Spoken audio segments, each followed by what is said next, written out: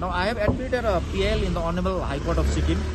The main content of the PIL is we have challenged the cabinet decision of Government of Sikkim that was taken on 3rd of February 2024 near the commencement of the elections, which disinvested 60.08% of Sikkim government share in Sikkim Urja Limited. Why I challenge that decision is because prior to that, Sikkim government had a meeting with Government of India in Delhi on 6th of December 2023. That time the decision was not to disinvest. The Government of India recommended for claiming the insurance of that damage, or insurance claim, number one. Number two, it said whatever the damages, you please put it up, the extent of damage, the cost of damage. And number three is most important. The Government of Sikkim had to reclaim its pending liabilities with Punjab and Haryana Discoms, and it had to constitute the board, reconstitute the board, governing board of governance with expert and professional people. But unfortunately, Government of Sikkim, on the contrary, went just opposite. It disinvested the share of the government in Teesta Urja Limited.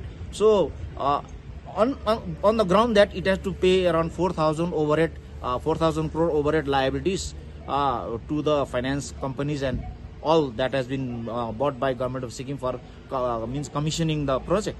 So this was done all in a very doubtful manner on the verge of election, without any disinvestment policy. The government did not quote any disinvestment policy. It just said that we had a 4,000 crore liabilities, so we have to pay that, and we are selling this share of the government. So that was the challenge I did in the High Court. So one of your points stressed that there are before the cabinet has approved this investment before the approval from the concerned ministries. Yeah. So Absolutely, because now the beauty part is Government of India also has submitted its affidavit. They are also respondents. I made them respondent to this case. So they have supported my PL. They have stressed on the decision the Government of Sikkim and Government of India took on 6th of December 2023. We especially quoted. That means they are also supporting my claim in the High Court, saying that the Government of Sikkim had to stick to that and not disinvest and not sell out the share of the Teesta Urja, Sikkim Urja Limited to Greenco Energy Private Limited. Because we must know that it is a very big hydro project. It is an asset of the nation. And is it asset of the nation? It is the biggest asset of Sikkim. Okay, that was generating a profit around 1,270 crores in the last financial year. Before it got washed away by that flood of 3rd and 4th October 2023.